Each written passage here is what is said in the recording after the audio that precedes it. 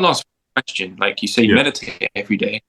If you've already realized yourself as the ultimate, what is it exactly that you're experiencing in meditation, and what purpose does meditation have for you now? Is it Well, the just about purpose, like constantly?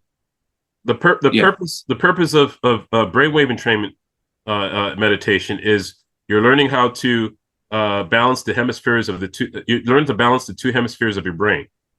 My theory is not just my theory, but for the individual ego to experience God realization, you have to have a full balance of the two hemispheres of the brain. So remember earlier you were talking about the pineal gland and DMT and all that stuff that would have to occur for something like that to happen. Well, that also includes the balancing of the two hemispheres of the brain.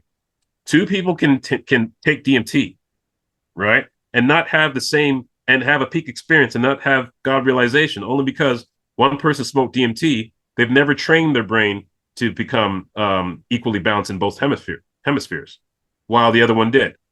And the person who has a more balanced, have a more balanced dual hemisphere is going to have a higher chance of reaching God realization, because to have God realization requires the balance of the two hemispheres of the brain. Not only does it do that, but when you balance out the two hemispheres of your brain over a long period of time, you start to see everything in your reality as balanced and as harmonious.